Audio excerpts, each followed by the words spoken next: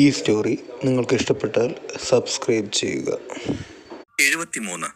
വരുണമിത്രൻ ഒരിക്കൽ പഠിപ്പിച്ചു തരാമെന്ന് പറഞ്ഞ 3-ാം തല സാങ്കേതിക വിദ്യ പഠിക്കാൻ അമരൻ വളരെ ഉത്സുകനായിരുന്നു. കാരണം അത് തന്റെ ശക്തി ഇനിയും വർദ്ധിപ്പിക്കുമെന്ന് അവൻ വിശ്വസിച്ചു.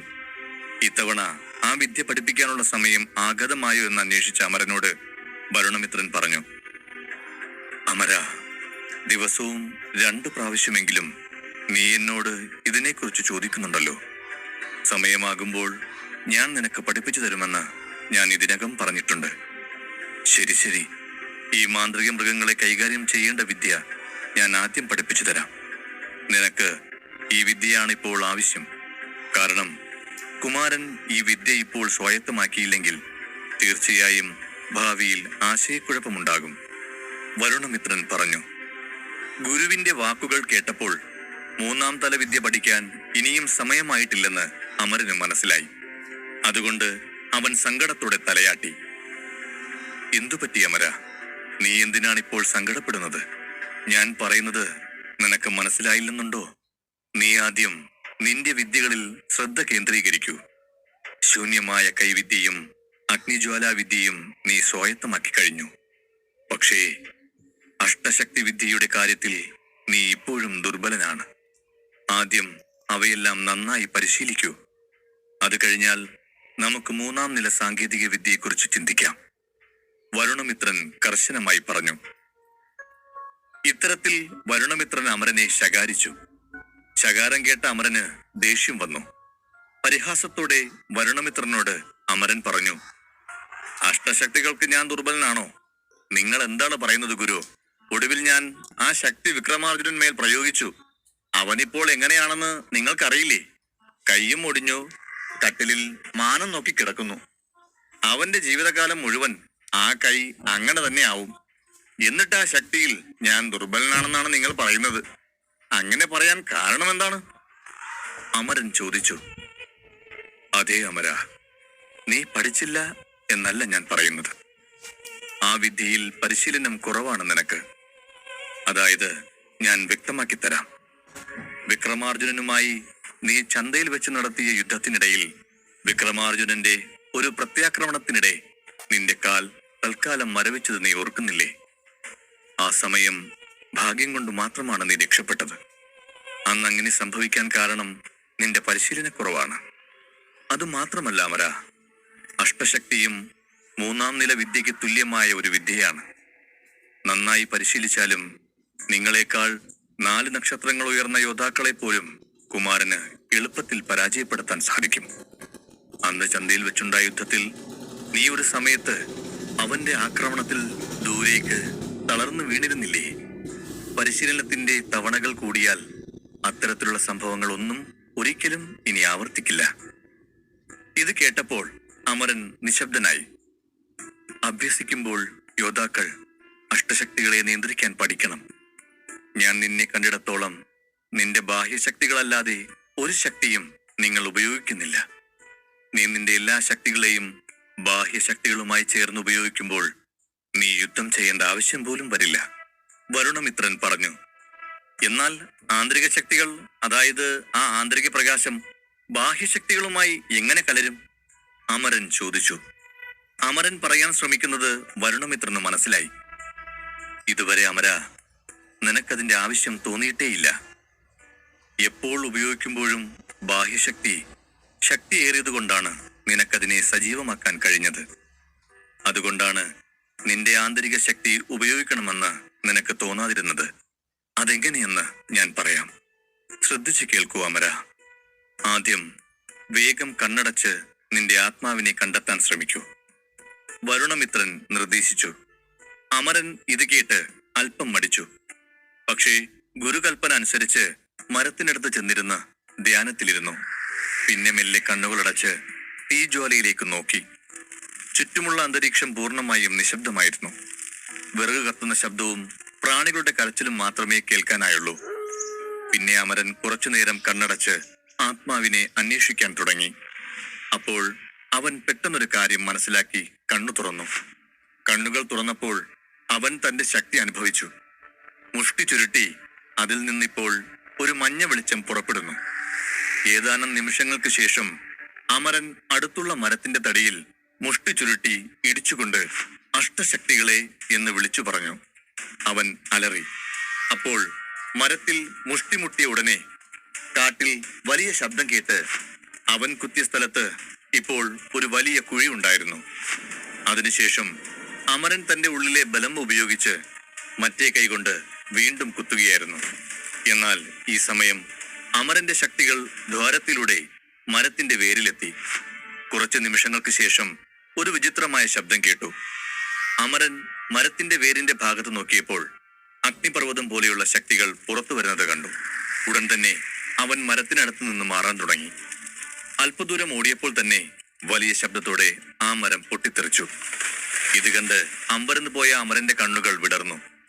പിന്നെ അവൻ സ്വയം പറഞ്ഞു, ഗുരു, ഉള്ളിലെ ശക്തി യഥാർത്ഥത്തിൽ മഹത്തരമാണ്. അതിനുശേഷം അമരൻ വീണ്ടും അതേ മരത്തിലേക്ക് ഓടിച്ചെന്ന് മരത്തിന്റെ അവസ്ഥ കണ്ട് ചിരിക്കാൻ തുടങ്ങി. എന്നാൽ അതേസമയം ഉള്ളിൽ അവനും ഒരു ചെറിയ ബലഹീനത അനുഭവപ്പെട്ടു തുടങ്ങി. അത് ആന്തരിക ശക്തിയുടെ പ്രയോഗം മൂലം തന്റെ ശക്തി കുറഞ്ഞതിന്റെ പ്രതിഫലനമാണെന്ന് അവൻ മനസ്സിലാക്കി. ഗുരു പറഞ്ഞത് ശരിയാണ്. അഷ്ടശക്തികളും അന്തർബലവും ചേർന്നാൽ അത് 3-ാം തല വിദ്യയ്ക്ക് തുല്യമാണ്. അവൻ വീണ്ടും വീണ്ടും ഓരോന്ന് പിറുപിറുത്തുകൊണ്ടിരുന്നു. എനിക്ക് സന്തോഷമുണ്ട് അമര. ആദ്യ ശ്രമത്തിൽ തന്നെ നീ അത് നന്നായി ഉപയോഗിച്ചു. എന്നാൽ നിന്റെ ഉള്ളിലെ കരുത്ത് കണ്ടെത്താൻ നീ ഒരുപാട് സമയമെടുത്തു. മത്സരത്തിനിടെ ഇത്രയും സമയം കിട്ടില്ല അമര. അങ്ങനെ സമയമെടുത്താൽ നിങ്ങൾക്ക് അത് ഉപയോഗിക്കാൻ കഴിയില്ല. വരുണമിത്രൻ പറഞ്ഞു. ഗുരുനാഥ, ഞാൻ ആദ്യമായി എന്റെ ഉള്ളിലെ ശക്തി ഉപയോഗിച്ചു. കുറച്ചുകൂടി പരിശീലനത്തിലൂടെ ഈ ശക്തി പൂർണ്ണമായി ഉപയോഗിക്കാൻ എനിക്ക് കഴിയുമെന്ന് ഞാൻ കരുതുന്നു. അതും പറഞ്ഞ് അമരൻ ആവേശത്തോടെ വീണ്ടും 2-3 വട്ടം ശ്രമിച്ചു. തന്റെ കണ്ടെത്തലിന്റെ വേഗത അല്പം കൂടിപ്പോയതായി അവന് തോന്നി. അതുകൊണ്ട് അവന് വല്ലാത്ത സന്തോഷമായി. ഗുരു, കണ്ടോ, എനിക്കെന്റെ ഉള്ളിലെ ശക്തികളെ ഇപ്പോൾ നന്നായി നിയന്ത്രിക്കാൻ കഴിയുന്നുണ്ട്. അമരൻ ആവേശത്തോടെ പറഞ്ഞു. ഞാൻ കണ്ടു കുമാര. അഭ്യാസം തുടരൂ, ഉപേക്ഷിക്കരുത്. സമയം കഴിയുന്തോറും നിങ്ങളുടെ ഉള്ളിലെ പ്രകാശശക്തി വർദ്ധിക്കും. അതിലെനിക്ക് സംശയമില്ല. പക്ഷേ നിങ്ങളുടെ ശരീരം ഇപ്പോൾ വളരെ ദുർബലമാണ്. ഈ അവസ്ഥയിൽ നിനക്ക് യുദ്ധം ചെയ്യാൻ കഴിയില്ല. അന്തർശക്തി ഉണർത്താൻ നീ എടുക്കുന്ന സമയം കുറച്ചു കൊണ്ടുവരണം. സമയം കൂടുന്തോറും ശത്രു ജയിക്കാനുള്ള സാധ്യത കൂടിക്കൂടി വരും. അത് ശത്രുവിന് നേട്ടമായി മാറും. മനസ്സിലായോ അമര? ഇത് കേട്ടപ്പോൾ ബലഹീനത തന്നിലല്ല, തന്റെ ശക്തിയിലാണെന്ന് അമരൻ തിരിച്ചറിഞ്ഞു. അവൻ ഇതിൽ വിഷമിക്കുന്നത് കണ്ട് വരുണമിത്രൻ പറഞ്ഞു. നീ വിഷമിക്കണ്ട അമര. നിന്റെ പരിശീലനത്തിന്റെ വേഗത കൂട്ടാൻ ഞാൻ പുതിയ ചില വഴികൾ ആലോചിക്കുകയാണ്. നിനക്കായി ചില പ്രത്യേക മരുന്നുകൾ തയ്യാറാക്കാൻ ഞാൻ നിന്നെ സഹായിക്കും. നമ്മളിപ്പോഴും വനത്തിലാണുള്ളത്. കാരണം ഇപ്പോൾ നിനക്ക് കഴിവുകളേക്കാൾ പ്രധാനമാണ് മരുന്നുകൾ. അമരൻ ഏതാനും നിമിഷങ്ങൾ ആഴത്തിൽ ചിന്തിച്ചു. എന്താ അമര, നീ എന്താ ആലോചിക്കുന്നത്? ഞാൻ സംസാരിച്ചു കൊണ്ടിരിക്കുന്നു, പക്ഷെ നിനക്ക് ഒന്നും പറയാനില്ലേ? വരുണമിത്രൻ ചോദിച്ചു. അവൻ പറഞ്ഞു, വാസുകിയും ഇതുപോലുള്ള മരുന്നുകൾ കഴിച്ചിട്ടുണ്ടാവുമല്ലേ ഗുരു? അവളുടെ കൂടെ ആ വൈദ്യൻ ചാന്ദിലനുണ്ടല്ലോ. അയാൾ അവൾക്ക് ആവശ്യമായ ശക്തി മരുന്നുകൾ തയ്യാറാക്കി നൽകുന്നുണ്ടാവും. അവളത് കഴിച്ച് ശക്തിയായിരിക്കാവും. അമരൻ ആലോചനയോടുകൂടി തന്റെ ആശങ്ക വ്യക്തമാക്കി. അതുകൊണ്ട് എന്താണ് അമര? ആ മരുന്ന് അവളെ ശക്തയാക്കട്ടെ. ആ ചാന്ദിലിന്റെ മരുന്നുകൾ സേവിച്ച അവൾ നിന്നേക്കാൾ ശക്തിയാകുമെന്നോർത്ത് നിനക്ക് വിഷമമുണ്ടോ? അതോർത്ത് നീ വിഷമിക്കേണ്ടതില്ല അമര. കാരണം എനിക്കൊരാശങ്കയുമില്ല. ആ ചാന്ദിലിനെ എനിക്ക് നന്നായി അറിയാം. അവനൊരു സാധാരണ വൈദ്യൻ മാത്രമാണ്. ചാന്ദിലിൽ നിന്നല്ല, ഈ ഹിമവാഹിനിയിൽ എനിക്ക് തുല്യമായ ഒരു വൈദ്യർ വേറെയില്ല. അതോർത്ത് നീ വിഷമിക്കേണ്ട. നിനക്ക് വേണ്ടി മികച്ച മരുന്ന് തയ്യാറാക്കേണ്ടത് എന്റെ ഉത്തരവാദിത്തമാണ്. ഞാനത് നിറവേറ്റുക തന്നെ ചെയ്യും. വരുണമിത്രൻ പറഞ്ഞു. വരുണമിത്രന്റെ സ്വരത്തിൽ ആത്മവിശ്വാസം മാത്രമല്ല, അഭിമാനവും ഉണ്ടായിരുന്നു. ഗുരു ഉത്സാഹത്തോടെ പുഞ്ചിരിച്ചു. വരുണമിത്രൻ ചാന്ദിലിനെ അധിക്ഷേപിച്ചപ്പോഴെല്ലാം അമരന്റെ മനസ്സിൽ ഒരു ചിന്ത മാത്രമേ ഉദിച്ചുള്ളൂ. നമ്മുടെ ഗുരു വളരെ ശക്തനാണ്. എല്ലാവരും പറയുന്നത് ചാന്ദിലനാണ് ഏറ്റവും നല്ല വൈദ്യരെന്നാണ്. പക്ഷേ നമ്മുടെ ഗുരു അവനേക്കാൾ വലിയ വൈദ്യരാണെന്നത് വ്യക്തമാണ്. ഗുരുവിന് അത്ഭുതകരമായ പല കഴിവുകളുമുണ്ട്. പക്ഷേ ഞാൻ ഇനിയും അതിശക്തനായിട്ടില്ല. എനിക്കിനിയും വിദ്യകൾ സ്വായത്തമാക്കേണ്ടതുണ്ട്. ഏറെ ദൂരം സഞ്ചരിക്കാനുണ്ട് ഇനിയും. ഇങ്ങനെ ഓരോന്നോർത്ത് അമരൻ വിഷണ്ണനായിരുന്നു. അമരൻ ഇത്തരത്തിൽ ഓരോ ചിന്തയിൽ മുഴുകിക്കൊണ്ടിരിക്കുമ്പോൾ പെട്ടെന്നെന്തോ ഭാരമുള്ളത് തന്റെ മോതിരത്തിൽ നിന്ന് പുറത്തേക്ക് വരാൻ ശ്രമിക്കുന്നത് പോലെ ഒരു കമ്പനം അമരൻ അനുഭവപ്പെട്ടു. അപ്പോൾ തന്നെ പ്രകാശമുള്ള ഒരു കൂറ്റൻ കറുത്ത കല്ല് അവന്റെ മോതിരത്തിൽ നിന്നും പുറത്തു വന്ന് നേരെ നിലത്തേക്ക് വീണു. തിളങ്ങുന്ന ആ വലിയ കല്ല് കണ്ട് അമരൻ അത്ഭുതപ്പെട്ടു. അതിനുശേഷം മോതിരത്തിൽ നിന്നും വരുണമിത്രന്റെ ശബ്ദവും മുഴങ്ങി. ഇനി ഇത് നിനക്കുള്ളതാണ് അമര. ഇതെപ്പോഴും പരിപാലിച്ച് കൂടെ സൂക്ഷിക്കുക. ഇത് നിനക്ക് ഉപകാരപ്പെടും. നിന്റെ ശക്തി അധികരിക്കും. നീ വിശ്രമിക്കുമ്പോൾ പോലും നീ ഇത് താഴെ വെക്കരുത്. പെട്ടെന്ന് തിളങ്ങുന്ന കറുത്ത കല്ല് കണ്ട അമരന് ഇത് എന്ത് ചെയ്യണമെന്നറിയില്ലായിരുന്നു. അവൻ ആശ്ചര്യത്തോടെ അതിലേക്ക് നോക്കി. അതേ ഗുരുനാഥ, ഈ കല്ല് ഞാൻ എന്ത് ചെയ്യണം? അമരൻ ചോദിച്ചു. വരുണമിത്രൻ പുഞ്ചിരിച്ചുകൊണ്ട് പറഞ്ഞു, ഇതൊരു സാധാരണ കല്ലല്ല അമര. ഇതൊരു പ്രത്യേക കല്ലാണ്. ഇത് തകർക്കാൻ വളരെ ബുദ്ധിമുട്ടാണ്. അതേസമയം ഈ കല്ലിന് ഒരുപാട് പ്രത്യേക ശക്തിയുണ്ട്. നിങ്ങൾക്ക് ബലഹീനത അനുഭവപ്പെടുമ്പോൾ ഈ കല്ലിന്റെ ശക്തി കൊണ്ട് ആ അവസ്ഥയെ തരണം ചെയ്യാൻ നിനക്ക് സാധിക്കും. അതെങ്ങനെ ആ ശക്തി നിന്നിലേക്ക് പകരണമെന്ന് ഞാൻ പറഞ്ഞു തരാം. നീ അത് ശീലിച്ചാൽ അതിന്റെ ഗുണം നിനക്ക് അനുഭവിക്കാൻ കഴിയും. വരുണമിത്രൻ പറഞ്ഞു. അമരൻ ഒരു പുഞ്ചിരിയോടെ കല്ലിലേക്ക് നോക്കി. പിന്നെ തീയുടെ അടുത്ത് കിടന്നുറങ്ങാനുള്ള ഏർപ്പാട് ചെയ്തു. അതിനുശേഷം അമരൻ ആ കരിങ്കല്ലിലേക്ക് നോക്കിക്കിടന്ന് പതിയെ ഉറങ്ങി. പിറ്റേന്ന് അവൻ വീണ്ടും യാത്ര തുടങ്ങി. വെയിലിന്റെ പൊള്ളുന്ന ചൂടിൽ നടക്കുമ്പോൾ അവൻ വിയർത്തു. വരുണമിത്രൻ തന്ന കല്ല് മുതുകിൽ താങ്ങി അവന്റെ ചലനങ്ങൾ വളരെ പതുക്കെയായിരുന്നു. കറുത്ത കല്ല് ഒരു വലിയ പാറ പോലെ തോന്നി. അവൻ പതുക്കെ നടന്നു. കല്ലിന്റെ ഉയരം ഒരു തൂണിന് തുല്യമായിരുന്നു. വഴിയാത്രക്കാർ അത് കണ്ട് അമ്പരന്നു. കുറച്ചു ദൂരം നടന്നപ്പോൾ കല്ലിന് ഭാരം കൊണ്ട് അമരൻ അതിനെ മരത്തണലിൽ കൊണ്ടുവന്ന് ഒരു പുൽമേടയിൽ വെച്ചു. ആ പുൽമേടയിൽ അവൻ കിടന്നു. പുല്ലിന്റെ മൃദുത്വം അനുഭവപ്പെട്ടപ്പോൾ അമരന് അല്പം സുഖം തോന്നി. അവന് ശ്വാസം മുട്ടുന്നുണ്ടായിരുന്നു. അവൻ വരുണമിത്രനോട് പറഞ്ഞു, ഗുരു, ഈ കല്ല് വളരെ ഭാരമുള്ളതാണ്. ഇതുമായി നടന്നാൽ പകുതി ദൂരം മാത്രമേ നടക്കൂ. ഈ വേഗതയിൽ സഞ്ചരിച്ചാൽ ഒരിക്കലും ലക്ഷ്യത്തിലെത്താൻ കഴിയില്ല. ഇതെന്റെ എല്ലാ ശക്തിയും വലിച്ചെടുക്കുന്നു. ഇങ്ങനെ പോയാൽ എപ്പോൾ നമ്മൾ ലക്ഷ്യത്തിലെത്തും? എന്റെ പരിശീലനം എങ്ങനെ പൂർത്തിയാവും? ആ വാസുകിയെ ഞാൻ എങ്ങനെ തോൽപ്പിക്കും? അമരൻ ചോദിച്ചു. അമരന്റെ തളർന്ന ശബ്ദം കേട്ട് വരുണമിത്രൻ പറഞ്ഞു, നിന്റെ പരിശീലനം തുടങ്ങിക്കഴിഞ്ഞു അമര. ഈ പരിശീലനം വളരെ ബുദ്ധിമുട്ടുള്ളതായിരിക്കുമെന്ന് ഞാൻ ഇതിനകം നിന്നോട് പറഞ്ഞതാണ്. അത് കേട്ട് അമരൻ തലയാട്ടി തന്റെ അടുത്തുള്ള കരിങ്കല്ലിലേക്ക് നോക്കാൻ തുടങ്ങി. കാഴ്ചയിൽ ആ കല്ല് സാധാരണ പോലെ തോന്നി. ആ കല്ലിനും മാന്ത്രിക ശക്തിയുണ്ടെന്ന് കണ്ടവരാരും വിശ്വസിക്കില്ല. വരുണമിത്രനെ അനുസരിച്ച അമരൻ ഒടുവിൽ എഴുന്നേറ്റ് കല്ലുമെടുത്ത് വീണ്ടും നടക്കാൻ തുടങ്ങി. മുതുകിൽ കല്ല് ചുമന്ന് അമരൻ പതിയെ നടന്നു. അങ്ങനെ 2 ദിവസം കടന്നുപോയി. 74. ഈ കല്ല് കാണാൻ സാധാരണമാണ്.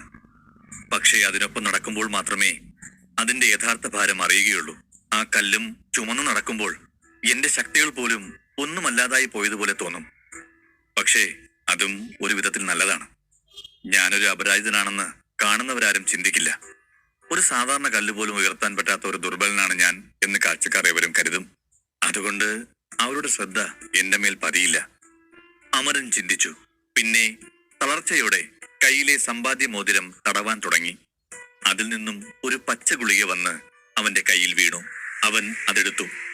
ശക്തി വർദ്ധിപ്പിക്കാൻ അത് ഫലപ്രദമായിരുന്നു. പക്ഷേ അതിന്റെ ഫലം അല്പനേരത്തേക്ക് മാത്രമായിരുന്നു. ഇരുവരും പാഞ്ചാല നഗരം വിടാൻ പോകുമ്പോൾ അമരനായി വരുണമിത്രൻ പ്രത്യേകം തയ്യാറാക്കിയിരുന്നതായിരുന്നു ഈ ഗുളിക. ഗുളിക നിർമ്മിക്കാൻ വേണ്ടിയുള്ള പ്രത്യേക സാമഗ്രികൾ ശേഖരിച്ച് ആകെ 30 ഗുളികകൾ മാത്രം തയ്യാറാക്കി. കുറച്ച് ഗുളികകൾ മാത്രം ഉള്ളതുകൊണ്ട് അമരന് അത് പലപ്പോഴും കഴിക്കാൻ കഴിഞ്ഞില്ല. നല്ല ക്ഷീണമുള്ളപ്പോൾ മാത്രമേ അവൻ ആ ഗുളിക സേവിക്കാറുള്ളൂ. ഗുളിക കയ്യിലെടുത്ത ശേഷം അവൻ ചുറ്റിലും വീക്ഷിച്ചു. ആരെങ്കിലും തന്നെ നിരീക്ഷിക്കുന്നുണ്ടോ എന്ന് നോക്കി. ആരും നിരീക്ഷിക്കുന്നില്ലെന്ന് ഉറപ്പായപ്പോൾ അവൻ വേഗത്തിൽ ആ ഗുളിക വിഴുങ്ങി. ശേഷം അമരൻ ഒരു മരത്തിന്റെ തടിയിൽ ചാരി നിന്നു ഗുളികയുടെ ഫലത്തിനായി നിശബ്ദമായി കാത്തിരുന്നു. അമരൻ പതിയെ കണ്ണുകളടച്ചു. എന്നിട്ട് ദീർഘമായി ശ്വാസമെടുത്തു. ഗുളിക തന്റെ ശരീരത്തെ ശക്തിപ്പെടുത്തുന്നതായി അമരന് തോന്നി.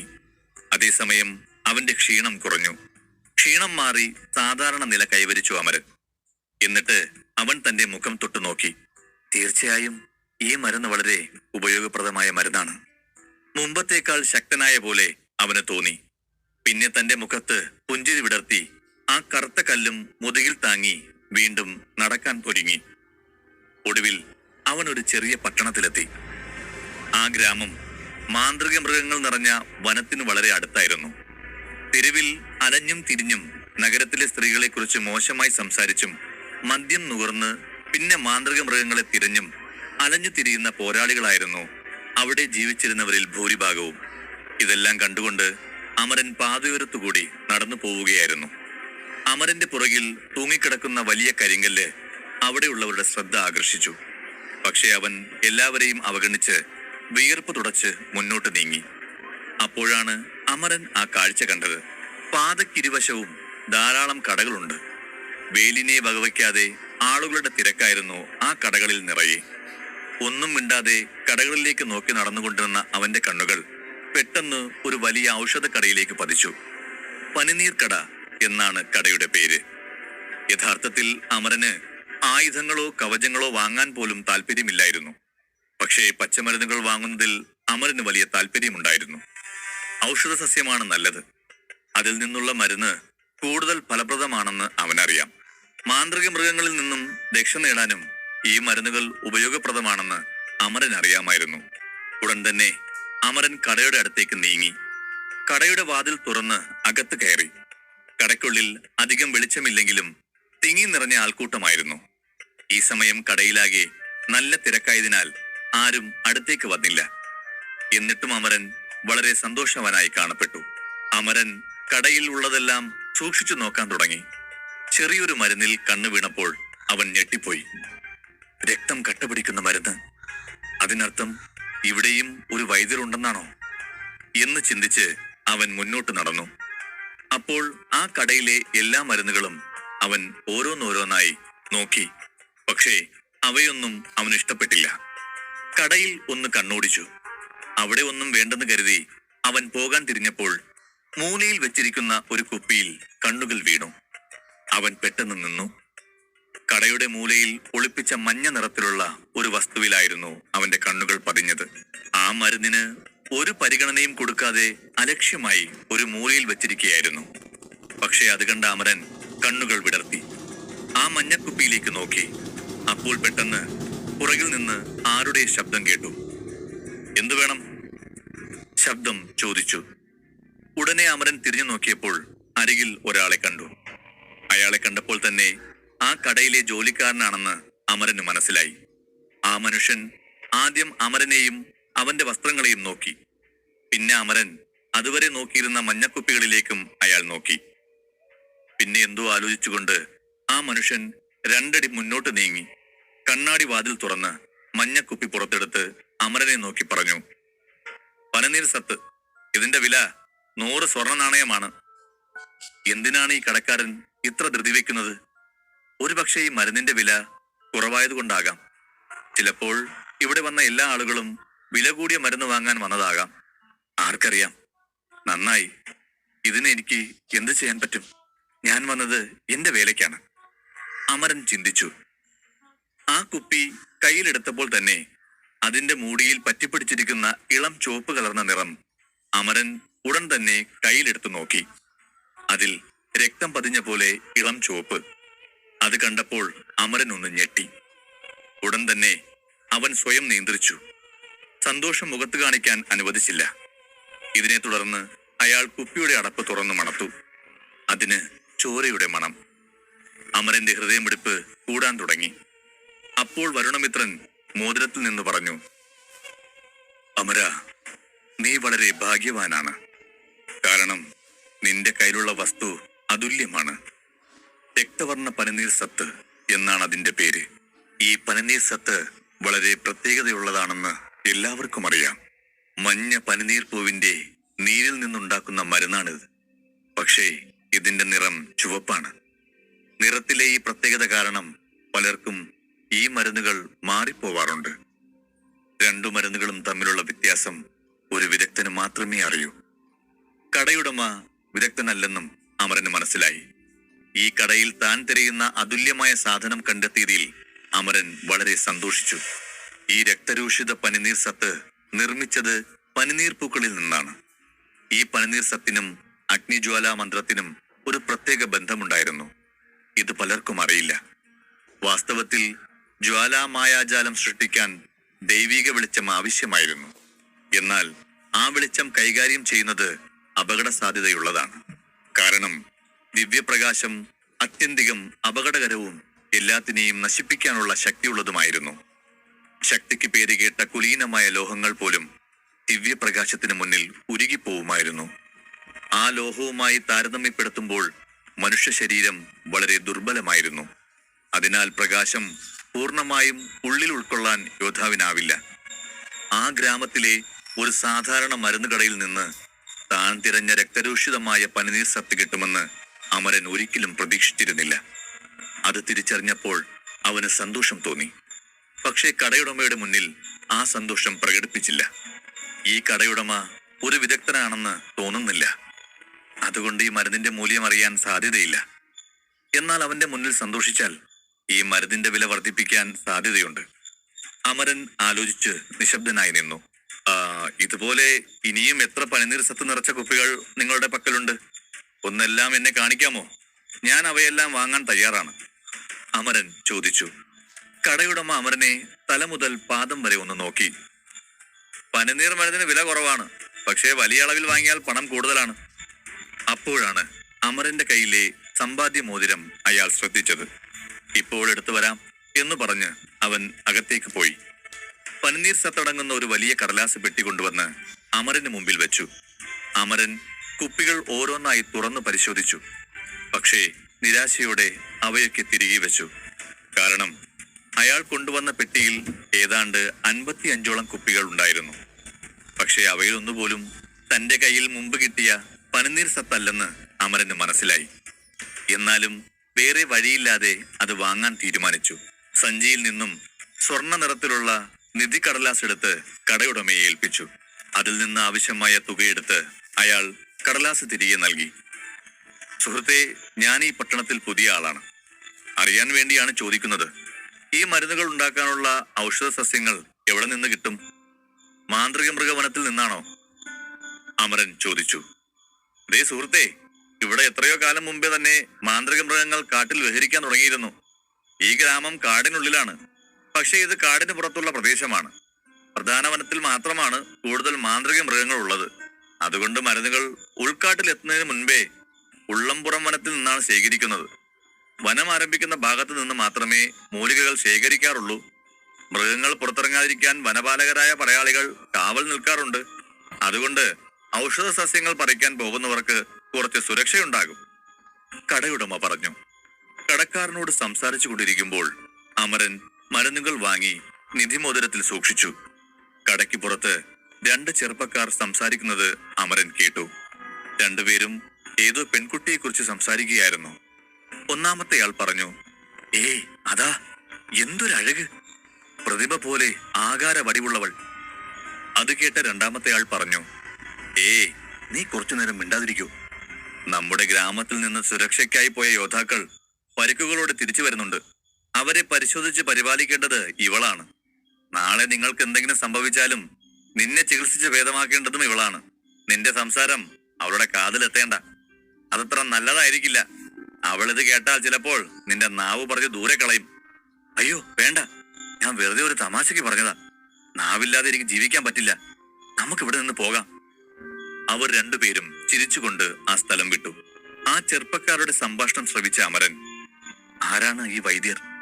അമരൻ അവളെ കാണാൻ വേണ്ടി കടയ്ക്ക് പുറത്ത് കാത്തുനിൽപ്പുണ്ടായിരുന്നു. ദൂരെ നിന്ന് അവർ ചൂണ്ടിക്കാണിച്ച വൈദ്യർ നടന്നു വരുന്നത് അവൻ നോക്കിയിരുന്നു. അവളുടെ വെള്ള വസ്ത്രമല്ലാതെ മറ്റൊന്നും അമരന് വ്യക്തമായി കാണാൻ കഴിഞ്ഞില്ല. എങ്ങനെയെങ്കിലും അവളുടെ മുഖമൊന്ന് കാണണം എന്ന് അമരൻ ഉറപ്പിച്ചു. അവൾ പതിയെ നടന്ന് അവൻ നിൽക്കുന്ന സ്ഥലത്തേക്ക് അടുത്തുകൊണ്ടിരുന്നു. പിന്നെ ആൾക്കൂട്ടവും പതിയെ കുറഞ്ഞു വരുന്നുണ്ടായിരുന്നു. എങ്ങനെയെങ്കിലും അവളുടെ മുഖം കാണണം എന്ന ആഗ്രഹത്തിൽ അവൻ കണ്ണിമ ചിമ്മാതെ അവളെ തന്നെ നോക്കി നിന്നു. അതേസമയം മരുന്ന് കടയിലും തിരക്ക് കുറഞ്ഞു. കടയുടമ വാതിൽ തുറന്ന് പുറത്തിറങ്ങി അമരന്റെ അരികിൽ നിന്നു. അവളുടെ പേര് ഗീതാഞ്ജലി, സുന്ദരിയാണല്ലേ? കടയുടമ പറഞ്ഞു. ആ ശബ്ദം കേട്ട് തിരിഞ്ഞ അമരൻ തന്റെ അടുത്ത് നിൽക്കുന്ന കടയുടമയെ ശ്രദ്ധിച്ചു. എന്താ സുഹൃത്തെ, നീ ആ പെണ്ണിനെ കുറെ നേരമായി നോക്കുന്നുണ്ടെന്ന് തോന്നുന്നു, കടക്കാരൻ പറഞ്ഞു. ഇല്ല, അങ്ങനെയൊന്നുമില്ല. ആ പെൺകുട്ടി ഒരു വൈദ്യരാണെന്ന് ആരോ പറയുന്നത് കേട്ട് അപ്പോൾ ആ മുഖം ഒന്ന് കണ്ടുവെക്കാമെന്ന് കരുതി. വൈദ്യരല്ലേ, പിന്നീട് ഉപയോഗപ്രദമാവുമെന്ന് ഞാൻ കരുതി. അതെ, അത് ശരി.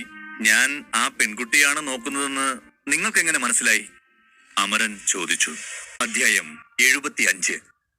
കടയുടെ അകത്തുണ്ടായിരുന്ന കടക്കാരൻ എങ്ങനെ താൻ പെൺകുട്ടിയെ പുറത്തുനിന്നും നോക്കുന്നത് അറിഞ്ഞെന്ന് അമരൻ അയാളോട് ചോദിച്ചു. എന്നാൽ അയാൾ ഉത്തരം പറയുന്നതിന് മുൻപേ അതെങ്ങനെയെന്ന് അമരൻ മനസ്സിലാക്കി. ആ കടയുടെ വാതിൽ കണ്ണാടി ചില്ലുകൊണ്ട് നിർമ്മിച്ചതായിരുന്നു. ഈ ചില്ലുവാതിലിലൂടെയാണ് അയാൾ കണ്ടതെന്ന് അമരന് മനസ്സിലായി. രണ്ടുപേരും സംസാരിച്ചുകൊണ്ട് അവളെ തന്നെ നോക്കി നിന്നു. അമരൻ അരികിൽ ആ പെൺകുട്ടി എത്തിയപ്പോൾ അമരൻ അവളുടെ മുഖത്തേക്കൊന്ന് നോക്കി. വെള്ള വസ്ത്രം ധരിച്ച ആ പെൺകുട്ടി ഒരു മാലാഖയെ പോലെ അതിസുന്ദരിയായിരുന്നു. അവളുടെ മൃദുലമായ ചിരി അവളെ കൂടുതൽ സുന്ദരിയാക്കി. അവളുടെ മുഖമാകെ ഒരു ദീപപ്രഭ കളിയാടുന്നുണ്ടായിരുന്നു. തൊട്ടുമുമ്പ് സംസാരിച്ചിരുന്ന രണ്ട് ചെറുപ്പക്കാരുടെ വാക്കുകൾ പെട്ടെന്ന് അമരന്റെ ചിന്തയിലേക്ക് വന്നു. അവന്റെ നോട്ടം അവളെ അടിമുടി ഒഴിഞ്ഞു. പച്ചക്കല്ലുകൾ നിറഞ്ഞ അവളുടെ അരഞ്ഞാണത്തിൽ അവന്റെ കണ്ണുകൾ പതിഞ്ഞു. ആ യുവാക്കൾ അതിശയോക്തി പറഞ്ഞതായിരുന്നില്ല. അവളൊരു അഴകു റാണി തന്നെയായിരുന്നു. അവളുടെ സൗന്ദര്യത്തിൽ അമരേന്ദ്രകുമാരൻ മയങ്ങി. അവളിൽ നിന്നും കണ്ണെടുക്കാൻ കുമാരന് കഴിഞ്ഞില്ല. അമരൻ കണ്ടതിൽ വെച്ച് ഏറ്റവും വലിയ സുന്ദരി മാധുരിയായിരുന്നു. പക്ഷേ ഗീതാഞ്ജലി അതിലും സുന്ദരിയായിരുന്നു. അവളെ നോക്കി പരിസരം മറന്നു നിന്ന അമരനെ കടയുടമ കുലുക്കി വിളിച്ചു. സുഹൃത്തേ, സുഹൃത്തേ. എന്താ സുഹൃത്തേ നിങ്ങൾ? ഞാൻ സംസാരിക്കുന്നത് വല്ലതും കേൾക്കുന്നുണ്ടോ? അപ്പോഴാണ് അമരന് പരിസരബോധം വന്നത്. അയ്യോ, ക്ഷമിക്കണം, ഞാൻ എന്തോ ചിന്തയിലായിരുന്നു. എന്താ? നീ എന്താ ഇപ്പൊ പറഞ്ഞേ? അമരൻ പരിഭ്രമത്തോടെ ചോദിച്ചു. ശരി ശരി, നീയും ആ പെൺകുട്ടിയുടെ സൗന്ദര്യത്തിൽ മയങ്ങിയോ? നിന്നെ പറഞ്ഞിട്ട് കാര്യമില്ല, ഇവിടെയുള്ളവരെല്ലാം അങ്ങനെയാണ്. എന്തിനേറെ പറയുന്നു, മാന്ത്രിക മൃഗങ്ങളുടെ വനത്തിലേക്ക് ഇവിടുന്ന് യോദ്ധാക്കൾ കാവലിന് പോകുന്നത് പോലും ഇവളെ കാണാൻ വേണ്ടിയാണ്.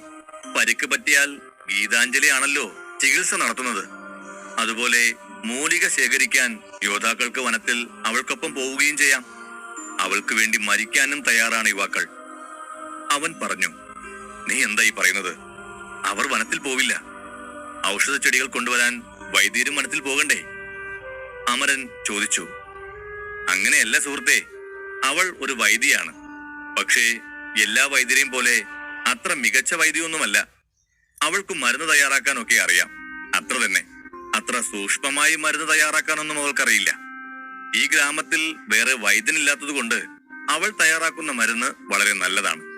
വൈദ്യരാകുന്നത് അത്ര എളുപ്പമുള്ള കാര്യമൊന്നുമല്ലല്ലോ. അത്ര എളുപ്പമാണെങ്കിൽ എല്ലാവർക്കും വൈദ്യരാകാമല്ലോ, കടക്കാരൻ പറഞ്ഞു. അതിനിടയിൽ പെൺകുട്ടി അവരുടെ അടുത്തേക്ക് നടന്നു വന്നു. അമരൻ അവളെ ശാന്തമായി നോക്കാൻ തുടങ്ങി. കടയുടമയെ നോക്കി ചിരിച്ചുകൊണ്ട് പെൺകുട്ടി കടയുടെ ഉള്ളിലേക്ക് കയറി. അവളുടെ പിന്നാലെ കടയുടമയും അകത്തേക്ക് പ്രവേശിച്ചു. അമരൻ ആ ചില്ലുവാതിലിലൂടെ ഗീതാഞ്ജലിയെ നോക്കിക്കൊണ്ടിരുന്നു. ഗീതാഞ്ജലി അവളുടെ സ്ഥലത്ത് പോയിരുന്നു. പരിക്കേറ്റ രോഗികളെ പരിചരിക്കാൻ തുടങ്ങി. അവളുടെ മുഖത്ത് അപ്പോഴും മനോഹരമായ പുഞ്ചിരി ഉണ്ടായിരുന്നു. സൈനികരെല്ലാവരും ഈ വൈദ്യയെ ഇത്രമാത്രം സ്നേഹിക്കുന്നത് എന്തുകൊണ്ടാണെന്ന് ആ നിമിഷം അമരന് മനസ്സിലായി. രൂപം പോലെ തന്നെ ഹൃദ്യമാണ് അവളുടെ പെരുമാറ്റവും. അതിനുശേഷം ഒരു പുഞ്ചിരിയോടെ അമരൻ അവിടെ നിന്നും പോയി. ഗ്രാമത്തിന്റെ തെരുവുകളിലൂടെ തല ഉയർത്തി ആകാശത്തേക്ക് നോക്കി. ആകാശം അപ്പോഴേക്കും പതുക്കെ ഇരുട്ട് മൂടി തുടങ്ങിയിരുന്നു. അങ്ങനെ അവൻ രാത്രി ചിലവഴിക്കാൻ ഒരു സ്ഥലം കണ്ടെത്താൻ തീരുമാനിച്ചു. ഒരു വഴിപോക്കനെ കണ്ട് അമരൻ താമസിക്കാൻ പറ്റിയ സ്ഥലം അന്വേഷിച്ചു. സുഹൃത്തെ, ഒന്ന് നിൽക്കണേ, ഞാൻ ഈ ഗ്രാമത്തിൽ പുതിയ ആളാണ്. എനിക്ക് ഈ ഗ്രാമത്തിൽ ഈ രാത്രി താമസിക്കാൻ ഒരിടം പറഞ്ഞു തരാമോ? അമരൻ ചോദിച്ചു. വഴിപോക്കൻ ഒരു സത്രം ചൂണ്ടി പറഞ്ഞു. അവിടേക്കൊരു സത്രമുണ്ട്, നിങ്ങൾക്ക് അവിടെ പോകാം. നിങ്ങൾക്ക് അവിടെ ഈ രാത്രി തങ്ങാം. അവിടെ കഴിക്കാൻ ആഹാരവും കിടക്കാൻ ഇടവും ലഭിക്കും. വളരെ നന്ദി എന്നു പറഞ്ഞ് അമരൻ സത്രം ലക്ഷ്യമാക്കി നടന്നു. അവൻ അകത്ത് കയറി വാടകയ്ക്ക് ഒരു മുറിയെടുത്തു. മുറിയിൽ കയറിയ ഉടനെ അവൻ തന്റെ പുറകിൽ നിന്നും കറുത്ത കല്ലെടുത്ത് തറയിൽ വെച്ചു. ഉടനെ ആ മോതിരത്തിൽ നിന്നും വരുണമിത്രന്റെ ശബ്ദമുയർന്നു. എന്താണ് അമര നീ ചെയ്യുന്നത്? നീ വിശ്രമിക്കുമ്പോഴും ഈ കല്ല് ഭദ്രമായി സൂക്ഷിക്കാൻ നിന്നോട് ഞാൻ പ്രത്യേകം പറഞ്ഞിരുന്നില്ലേ? അദ്ദേഹം പറഞ്ഞു. ആകെ ക്ഷീണിതനായ അമരന് ഗുരുവിന്റെ ശാസന ഒട്ടും ഇഷ്ടപ്പെട്ടില്ല. എങ്കിലും ഗുരുവാക്യത്തിന് എതിർവാക്ക് പറഞ്ഞില്ല അമരൻ. വരുണമിത്രൻ കല്ല് കട്ടിലിൽ അമരനൊപ്പം വെക്കണമെന്ന് ആഗ്രഹിച്ചെങ്കിലും അവന്റെ ക്ഷീണം കണ്ട് ആ കല്ല് കട്ടിലിനരികിലെങ്കിലും വെക്കാൻ അനുവദിച്ചു. ദിവസങ്ങളായി വനത്തിൽ രാത്രി കഴിച്ചുകൂട്ടിയിരുന്ന അമരൻ കട്ടിലിൽ കിടന്നുറങ്ങുമ്പോൾ വല്ലാത്തൊരു ആശ്വാസം തോന്നി. പകൽ മുഴുവൻ ആ കല്ല് ചുമന്ന് ഊറ്റിയ ഊർജം തന്റെ ഓരോ കോശങ്ങളിലൂടെയും വീണ്ടും ഒഴുകാൻ തുടങ്ങിയതായി അമരന് തോന്നി. പതുക്കെ ഊർജത്തിന്റെ ഒരു നദി തന്നിലൂടെ ഒഴുകുന്നത് അമരൻ അനുഭവപ്പെട്ടു. അവൻ ഒരു ദീർഘനിശ്വാസമെടുത്തു. അവന്റെ കണ്ണുകളിൽ നിന്ന് ആനന്ദ കണ്ണീർ വന്നു. അവൻ തന്റെ നിധിമോതിരം തടവാൻ തുടങ്ങി. അതിൽ നിന്ന് കുറച്ചു മുമ്പ് വാങ്ങിയ മഞ്ഞ പനിനീർ സത്തടങ്ങിയ കടലാസ് പെട്ടി പുറത്തെടുത്തു. എന്നിട്ട് രക്തരൂക്ഷിതമായ പനിനീർ സത്ത് മാത്രം ശ്രദ്ധയോടെ പുറത്തെടുത്ത് മറ്റൊരു വെള്ളപ്പെട്ടിയിൽ അവയിട്ട് മുറുകെ അടച്ചു. അതിനുശേഷം അവൻ അതെല്ലാം തിരികെ നിധിമോതിരത്തിലേക്ക് വെച്ചു. ആ മരുന്നിനെ കുറിച്ച് ആലോചിച്ച് അമരൻ പതിയെ കണ്ണുകൾ അടച്ചു. രാത്രി മെല്ലെ കടന്നുപോയി. പിറ്റേന്ന് ആകാശത്ത് സൂര്യൻ ഉദിച്ചു. ചുറ്റും പ്രകാശം പരത്താൻ തുടങ്ങി. തുറന്നിട്ട ജനാലയിൽ കൂടി സൂര്യപ്രകാശം നേരെ അമരന്റെ മുഖത്തേക്ക് പതിച്ചു. അവൻ മെല്ലെ കണ്ണു തുറന്നു. കുറച്ചു ദിവസമായി കട്ടിലിൽ കിടന്നുറങ്ങാത്തതിനാൽ അമരൻ എഴുന്നേൽക്കാൻ മടിയായിരുന്നു. നല്ല ഒരു ഉറക്കം അമരന്റെ തലേ ദിവസത്തെ ക്ഷീണം പൂർണ്ണമായി മാറ്റി. അവന്റെ ശരീരത്തിന് ഉന്മേഷം നൽകി. അമരൻ കട്ടിലിൽ നിന്ന് എഴുന്നേറ്റ് ആ കരിങ്കല്ലിന്റെ അടുത്ത് പോയിരുന്നു. ശക്തികളെ പരിശീലിപ്പിക്കാൻ പറ്റിയ സമയം രാവിലെയാണെന്ന് അവന് നന്നായി അറിയാമായിരുന്നു. നിലത്തിരുന്ന് അവൻ ശ്വാസമെടുക്കാൻ തുടങ്ങി. അവന്റെ ഊർജം മെല്ലെ അവനെ പൊതിഞ്ഞു. ഒരു ഘടികാരം പോലെ അവന്റെ ശരീരത്തിലൂടെ ഊർജം പ്രവഹിക്കാൻ തുടങ്ങി. ഇന്നലത്തെ കഠിനാധ്വാനത്തിന് ശേഷം അവന്റെ ശരീരം വേഗത്തിൽ ഊർജം ആഗിരണം ചെയ്തു. അമരൻ തന്റെ ശ്വാസത്തിന്റെ സഹായത്തോടെ കൂടുതൽ ശക്തി പ്രാപിച്ചു. പിന്നെ അവൻ തന്റെ ശക്തികളെ ഏകീകരിക്കാൻ തുടങ്ങി. തന്നിൽ തന്നെ ശക്തിയുടെ ഒരു ചെറിയ ചുഴലിക്കാറ്റ് സൃഷ്ടിച്ചു.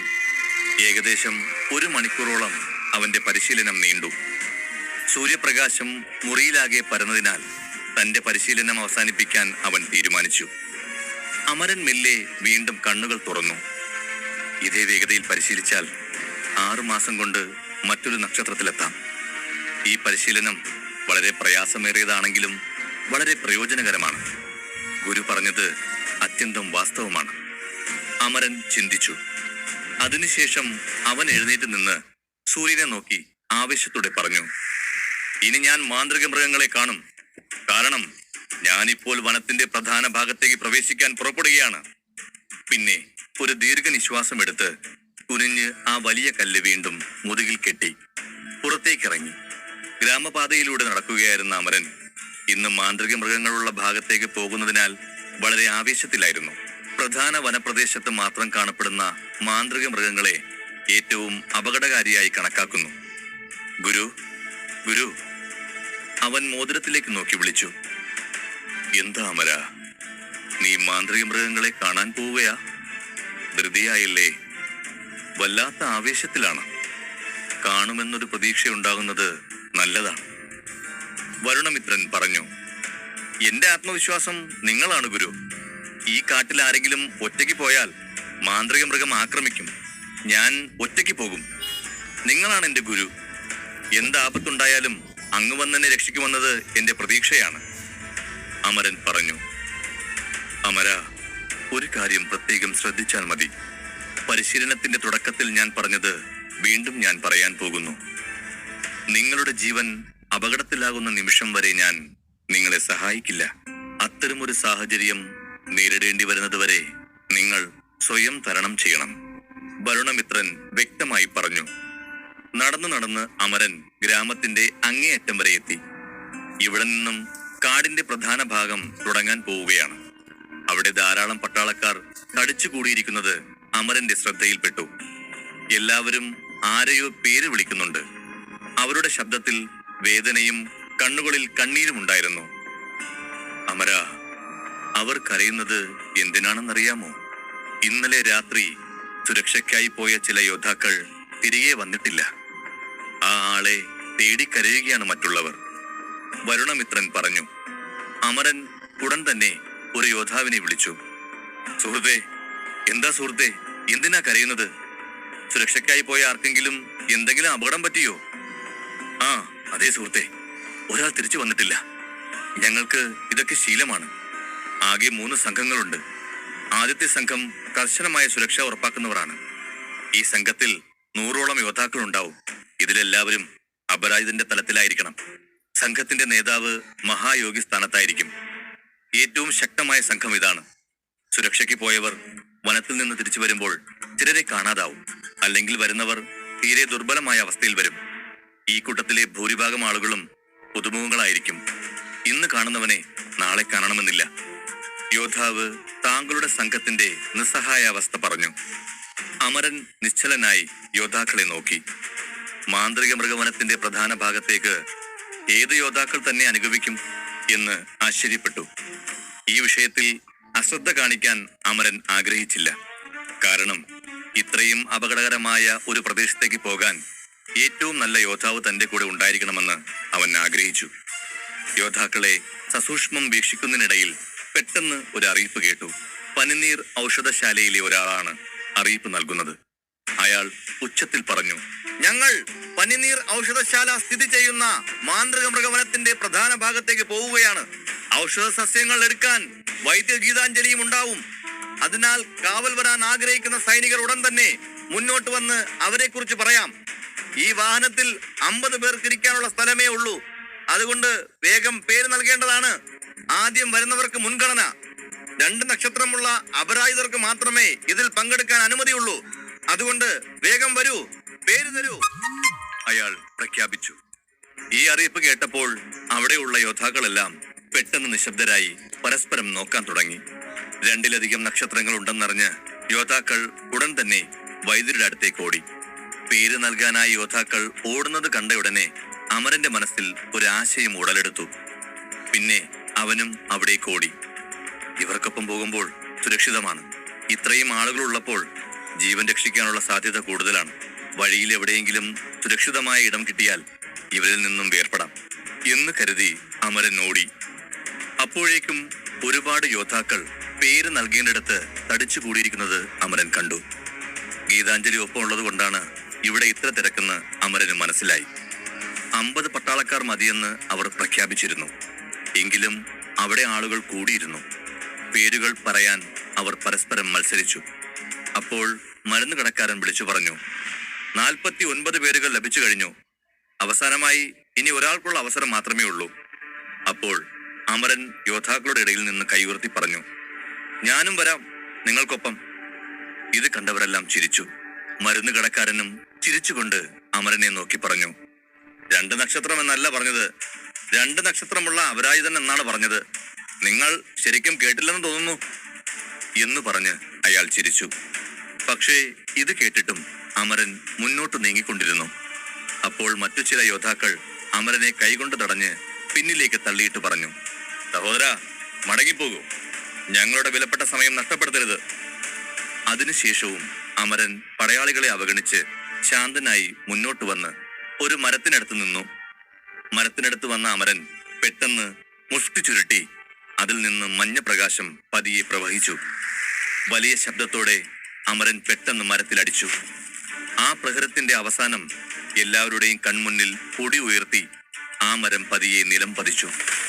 മരം വീണത് കണ്ട് അവിടെ നിന്നവരെല്ലാം ഞെട്ടി. ഇപ്പോൾ എന്നെ വിശ്വസിക്കുന്നുണ്ടോ? ഞാൻ വേറെ എന്തെങ്കിലും ഇനിയും കാണിക്കണോ? അമരൻ അന്വേഷിച്ചു. എല്ലാവരും അമ്പരന്ന് നിന്നു. അധ്യായം 76. നീ ശരിക്കും ശക്തനാണ്.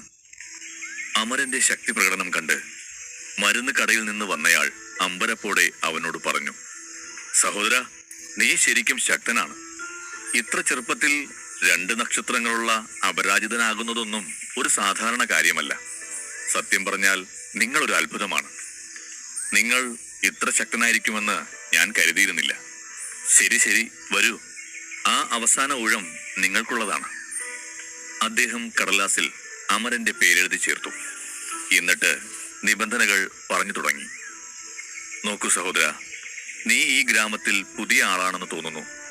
അപ്പോൾ നിബന്ധനകൾ എന്തൊക്കെയെന്ന് ഞാൻ പറഞ്ഞു തരാം.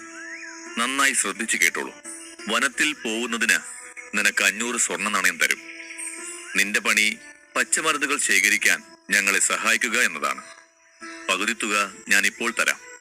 ബാക്കി തുക നീ തിരിച്ചു വരുമ്പോൾ കിട്ടും. സമ്മതിക്കുന്നു, അമരൻ പറഞ്ഞു. 500 നാണയങ്ങൾ കൂലിയായി വാങ്ങുന്നതിനോട് അമരന് താല്പര്യമില്ലായിരുന്നു.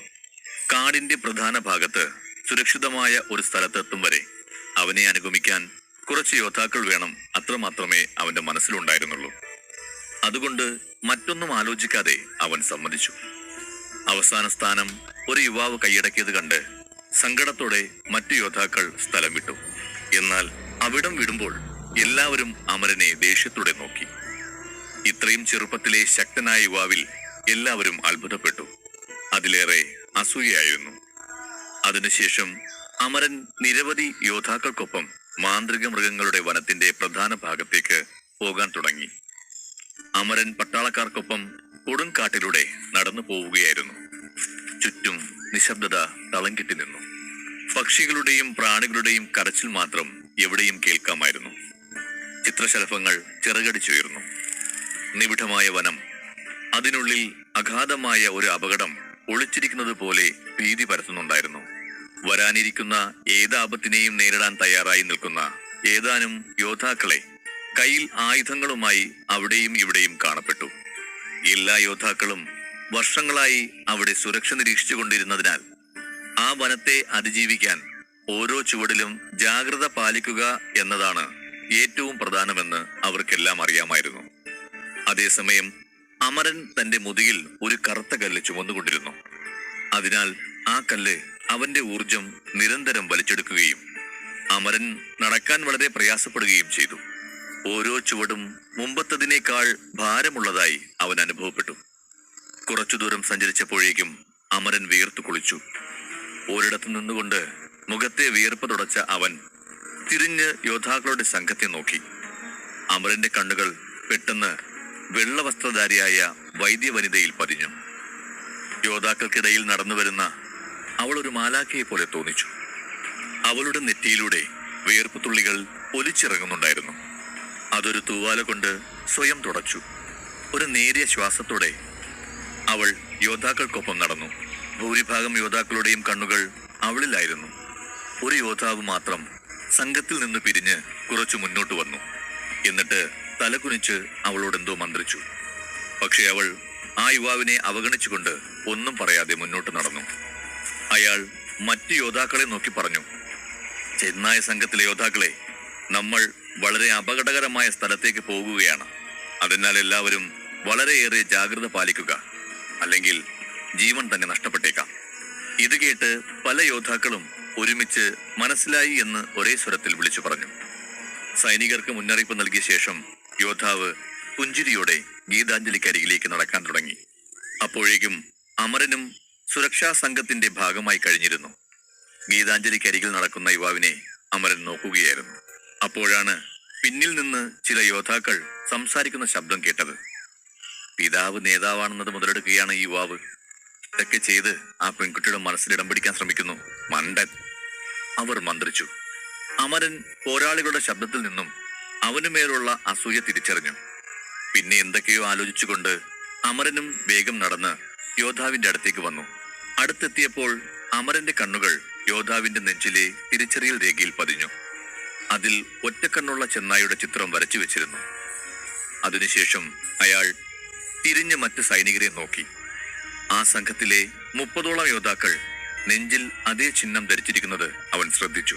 ഗ്രാമത്തിലെ ഏറ്റവും വലിയ യോദ്ധാക്കളുടെ സംഘങ്ങളിൽ ഒന്നാണിതെന്ന് അമരന് മനസ്സിലായി. മറ്റേതൊരു യോദ്ധാക്കളെക്കാളും വൈദ്യവനിത അവരെ വിശ്വസിച്ചു. കാരണം ആ സംഘത്തിലെ യോദ്ധാക്കൾ മാത്രമാണ് വൈദ്യവനിതയ്ക്ക് ചുറ്റും സുരക്ഷ ഒരുക്കിയത്. ഒടുവിൽ എല്ലാവരും അപകട മേഖലയുടെ മുന്നിലെത്തി. അല്പനേരം അവിടെ നിന്ന ശേഷം ആയുധങ്ങൾ തയ്യാറാക്കി അപകട മേഖലയിലേക്ക് കടക്കാൻ തുടങ്ങി. എല്ലാവരും അതീവ ജാഗ്രതയോടെയാണ് ഓരോ ചുവടും വെച്ചത്. 4 വശവും കണ്ണോടിച്ചുകൊണ്ട് പതുക്കെ അകത്തേക്ക് കയറി. അവർ അകത്ത് കടന്നപ്പോൾ തന്നെ 3 മാന്ത്രിക മൃഗങ്ങൾ അവരെ ആക്രമിക്കാൻ തുടങ്ങി. 3 ഹിമപാമ്പുകളാണ്. ഈ പാമ്പുകളുടെ പ്രധാന ശക്തി തണുപ്പായിരുന്നു. ഇക്കാരണത്താൽ അവയുടെ വിഷവും തണുപ്പായിരുന്നു. ആ പാമ്പ് ആരെയെങ്കിലും കടിച്ചാൽ മുറിവ് പകുതി ദിവസത്തിനുള്ളിൽ ചികിത്സിച്ചില്ലെങ്കിൽ വിഷം ശരീരത്തിലൂടെ ഒഴുകുന്ന രക്തത്തെ കട്ടപിടിപ്പിക്കും. അതുമൂലം യോദ്ധാവ് പെട്ടെന്ന് മരണപ്പെടാം. മരത്തിന്റെ ശിഖരത്തിൽ 3 പാമ്പുകൾ തൂങ്ങിക്കിടക്കുന്നു. വെളുത്ത നിറത്തിലുള്ള ആ പാമ്പുകൾ തിളങ്ങി. പട്ടാളക്കാരുടെ ശബ്ദം കേട്ട് അത് അവരുടെ അടുത്തേക്ക് പാഞ്ഞു കയറി ആക്രമിക്കാൻ തുടങ്ങി. സൈനികർ ഞെട്ടിവിറച്ചു. പാമ്പുകളുടെ മിന്നൽ വേഗത്താൽ അവരുടെ വിഷം 3 യോദ്ധാക്കളിൽ പ്രവർത്തിക്കാൻ തുടങ്ങി. ഉടനെ അവരുടെ മുഖം മഞ്ഞുപോലെ വെളുത്തു. കൈയും കാലും തണുത്തതോടെ മൂവരും തളർന്നു നിലത്തു വീണു. തങ്ങളുടെ യോദ്ധാക്കൾ ആക്രമണത്തിൽ അബോധാവസ്ഥരായത് കണ്ട് മറ്റു യോദ്ധാക്കൾ വളരെ ദേഷ്യപ്പെടുകയും പാമ്പുകളെ കൊല്ലാൻ തയ്യാറെടുക്കുകയും ചെയ്തു. യോദ്ധാക്കൾ പോരാടി 3 ഹിമപാമ്പുകളെ അവരുടെ ആക്രമണത്തിൽ കൊല്ലാൻ ശ്രമിച്ചു. എന്നാൽ പാമ്പുകളുടെ ശരീരത്തിൽ മാന്ത്രിക കല്ലില്ലായിരുന്നു. അതിനാൽ യോദ്ധാക്കൾ നിരാശരായി.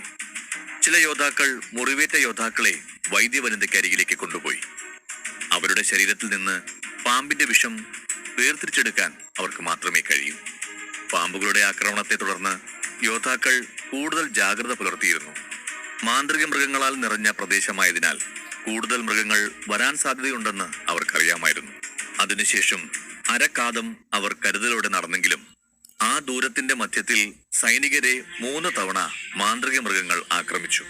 എന്നാൽ സൈനികരുടെ ബാഹുല്യം മൂലം മൃഗങ്ങളുടെ ആക്രമണത്തിൽ നിന്ന് രക്ഷപ്പെട്ടെങ്കിലും നിരവധി സൈനികർ പരിക്കേറ്റ് വൈദ്യവനിതയുടെ ചികിത്സയിലായിരുന്നു. അമരൻ മുൻപേ നടന്നു. അപ്പോൾ പെട്ടെന്ന് മരങ്ങൾക്കിടയിൽ ചില ചലനങ്ങൾ ഉണ്ടായി. നിശബ്ദമായ കാടിനുള്ളിൽ ഒച്ചയൊന്നും ഉണ്ടായില്ല. ഇളം കാറ്റിന്റെ ശബ്ദവും കിളികളുടെ കരച്ചിലും മാത്രം. അപ്പോൾ അമരന് എവിടെ നിന്നോ ഒരു ചെറിയ ശബ്ദം കേട്ടതായി തോന്നി. അയാൾ ശബ്ദം കേട്ട ദിശയിലേക്ക് നോക്കി. ഒരു മരത്തിന് പിന്നിലെ കുറ്റിക്കാടിന് നടുവിൽ 2 വിടർന്ന കണ്ണുകൾ. ആ കണ്ണുകൾ അമരനെ തുറച്ചു നോക്കുന്നു. പെട്ടെന്ന് ഒരു പുള്ളിപ്പുലി അലറിക്കൊണ്ട് അമരനടുത്തേക്ക് പാഞ്ഞു കയറി. മുന്നിലൂടെ നടന്നതിനാൽ അവന് മൃഗങ്ങളിൽ നിന്ന് രക്ഷപ്പെടാനായില്ല. ആ മാന്ത്രിക പുള്ളിപ്പുലിയുടെ ആക്രമണം കാരണം അവന്റെ ഒരു കൈ മരവിച്ചു. ഇതിൽ അമരന് വല്ലാത്ത ദേഷ്യം വന്നു. കാരണം തന്റെ മുതുകിൽ തൂങ്ങിക്കിടക്കുന്ന കല്ല് ഇത്തവണ തന്റെ ശക്തിയെ വലിച്ചില്ലെങ്കിൽ പുലിയെ പരാജയപ്പെടുത്താൻ തനിക്ക് കഴിയുമായിരുന്നുവെന്ന് അവന് നന്നായി അറിയാമായിരുന്നു. എന്നാൽ പുള്ളിപ്പുലി രക്ഷപ്പെട്ടെങ്കിലും അവന്റെ ശക്തി കണ്ട് ചുറ്റും നിന്ന പടയാളികൾ അമരനെ ആദരവോടെ നോക്കാൻ തുടങ്ങി. അപ്പോഴാണ് ഒരു യോദ്ധാവ് മുന്നോട്ട് വന്ന് പറഞ്ഞത്, "സഹോദര, നിങ്ങൾ ശരിക്കും ശക്തനാണ്. ആരെയും ഭയപ്പെടാത്ത മാന്ത്രിക പുലി ഓടിപ്പോയിരിക്കുന്നു." അവൻ അഭിനന്ദിച്ചു. ഒരു യോദ്ധാവ് ഇത് പറഞ്ഞയുടനെ ബാക്കിയുള്ള യോദ്ധാക്കൾ പരസ്പരം സംസാരിക്കാൻ തുടങ്ങി. "അതെ, ഇത്ര ചെറുപ്പത്തിൽ ഇത്ര ശക്തി. ഭാവിയിൽ ഈ യുവാവ് എത്ര ശക്തനാകുമെന്ന് എനിക്ക് ഊഹിക്കാൻ പോലും വയ്യ. ഇത്രയും ചെറുപ്പത്തിലെ അപരാജിതനെ ഞാൻ എന്റെ ജീവിതത്തിൽ കണ്ടിട്ടില്ല." അമരനെ അവർ ഓരോരുത്തരും പുകഴ്ത്തി. അമരനോടുള്ള പോരാളികൾക്കുണ്ടായിരുന്ന ബഹുമാനം അവരുടെ സംസാരത്തിൽ നിന്നും പ്രകടമായിരുന്നു. അമരനെ ആദ്യം എല്ലാവർക്കും സംശയമായിരുന്നു. എന്നാൽ ഇപ്പോൾ അവനെ സംഘത്തിൽ ഒരാളായി കണ്ട് എല്ലാവരും അവനെ പ്രോത്സാഹിപ്പിക്കാൻ തുടങ്ങി. യോദ്ധാക്കളുടെ ബഹുമാനം നേടിയതിന് ശക്തരാകേണ്ടത് പ്രധാനമാണെന്ന് എല്ലാവർക്കും അറിയാം. യോദ്ധാക്കളുടെ വായിൽ നിന്ന് അവന്റെ ശക്തിയെക്കുറിച്ചുള്ള പ്രശംസ കേട്ട് അമരനും സന്തോഷിച്ചു. തുടർന്ന് മറ്റു യോദ്ധാക്കളോടൊപ്പം ചേർന്ന് അത്യുത്സാഹത്തോടെ മുന്നേറാൻ തുടങ്ങി. കുറച്ചു ദൂരം പോയപ്പോൾ പെട്ടെന്ന് വൈദ്യവനിത തന്റെ മധുര സ്വരത്തിൽ യോദ്ധാക്കളോട് പറഞ്ഞു, യോദ്ധാക്കളെ, നിങ്ങളൊക്കെ നടന്ന് ക്ഷീണിച്ചില്ലേ? ഇനിയൊരു വിശ്രമമാകാം. അതുകൊണ്ട് നമുക്കെല്ലാവർക്കും ഇവിടെ കുറച്ചു നേരം വിശ്രമിച്ചിട്ട് പോകാം. ഇത് കേട്ടപ്പോൾ യോദ്ധാക്കളുടെ മുന്നേറ്റം പതുക്കെ നിലച്ചു. അപ്പോൾ എല്ലാവരും തിരിഞ്ഞവളെ നോക്കി പുഞ്ചിരിച്ചു. അതിനുശേഷം ഏകദേശം 10-15 സൈനികർ അങ്ങോട്ടും ഇങ്ങോട്ടും ചിതറിപ്പോയി. പരസ്പരം സംസാരിച്ചു. ബാക്കിയുള്ള യോദ്ധാക്കൾ അവിടെ നിശബ്ദരായിരുന്നു. ഊർജം വീണ്ടെടുക്കാൻ ശ്രമിച്ചു. അമരനും ഇരുന്ന് വിശ്രമിക്കാൻ തുടങ്ങി. ഇരുന്നപ്പോൾ അവൻ ഒരു ദീർഘനിശ്വാസം എടുത്തു. എന്നിട്ട് മോതിരം തടവി ഊർജം കൂട്ടുന്ന ഗുളിക പുറത്തെടുത്തു. ആ ഗുളിക കയ്യിൽ വെച്ച് ആരെങ്കിലും ഉണ്ടോ എന്നറിയാൻ ചുറ്റും നോക്കി. ആരും കണ്ടില്ലെന്ന് ഉറപ്പുവരുത്തി ഒരു നെടുവീർപ്പോടെ ഗുളിക രഹസ്യമായി വായിലാക്കി വിഴുങ്ങി. അമരന്റെ ശരീരത്തിൽ ഗുളിക എത്തിയപ്പോൾ തന്നെ അതിന്റെ ഫലം കാണിച്ചു തുടങ്ങി. തന്റെ ശരീരത്തിലൂടെ ഊർജം ഒഴുകുന്നത് അനുഭവിച്ചറിഞ്ഞ അമരൻ ഉടൻ എഴുന്നേറ്റു. ഒരു മരത്തിൽ ചാരി കണ്ണുകളടച്ച് ചെലവഴിച്ച ഊർജം വീണ്ടെടുക്കാൻ തുടങ്ങി. ഊർജപ്രദായിനി ഗുളികയുടെ സഹായത്തോടെ അവന്റെ ശക്തികൾ ഉടൻ തന്നെ വീണ്ടെടുക്കപ്പെട്ടു. ഉന്മേഷം തോന്നിയപ്പോൾ അവൻ പതിയെ കണ്ണു തുറന്നു. അപ്പോഴാണ് കുറെ യോദ്ധാക്കൾ തന്നെ തുറച്ചു നോക്കുന്നത് അവൻ ശ്രദ്ധിച്ചത്. അവരുടെ ശ്രദ്ധ തിരിക്കാനായി അമരൻ പൊടുന്നനെ അവന്റെ വയറ്റിൽ പിടിച്ചുകൊണ്ട് പറഞ്ഞു, അല്പം തിരക്കുണ്ട്, അത് ഞാൻ പോട്ടെ. ഇത് കേട്ട് പട്ടാളക്കാർ ചിരിച്ചുകൊണ്ട് തിരിച്ചുപോയി. അതിനുശേഷം പതിയെ പതിയെ വെളിച്ചം അസ്തമിച്ചു തുടങ്ങിയ നിബിഡവനത്തിൽ അമരൻ ഒറ്റയ്ക്ക് അലഞ്ഞു തിരിയാൻ തുടങ്ങി. പക്ഷേ യോദ്ധാക്കൾ ഈ സ്ഥലം കടന്നു പോയതുകൊണ്ട് ഇവിടെ ഒരു മാന്ത്രിക മൃഗവും തന്നെ അപായപ്പെടുത്തില്ലെന്ന് അമരന് അറിയാമായിരുന്നു. പരിശീലനത്തിന് അനുയോജ്യമായ സ്ഥലം തേടാൻ തുടങ്ങി. അവൻ ആ നിബിഡവനത്തിലേക്ക് ആഴ്ന്നിറങ്ങുകയായിരുന്നു.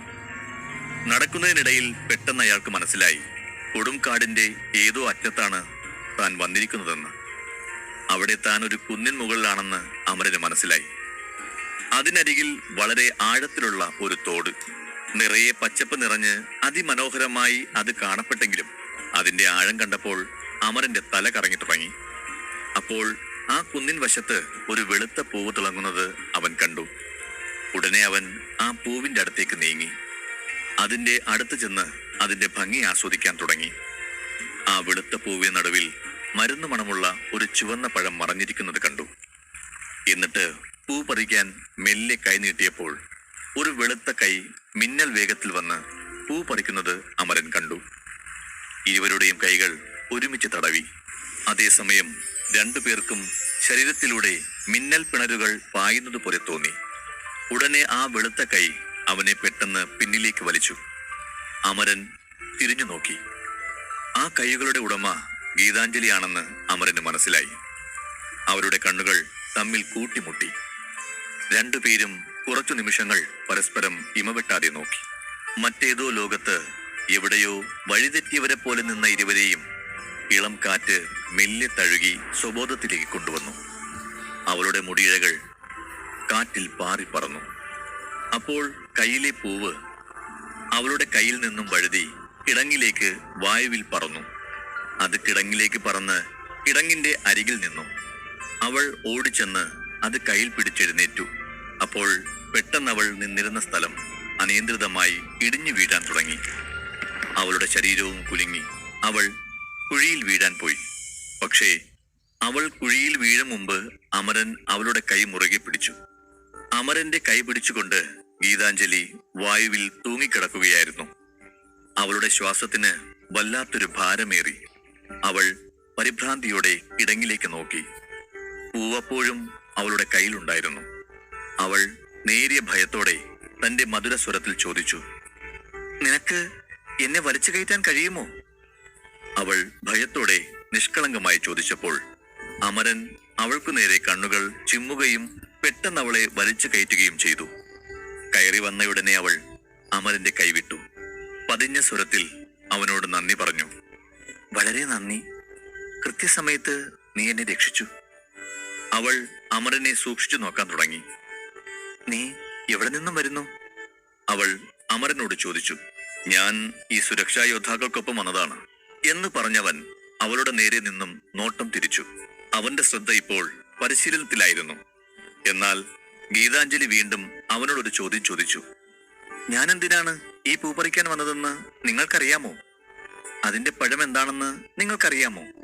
അവളുടെ മധുരമായ ശബ്ദം കേട്ട് അമരന് അവളെ നോക്കാതിരിക്കാൻ കഴിഞ്ഞില്ല.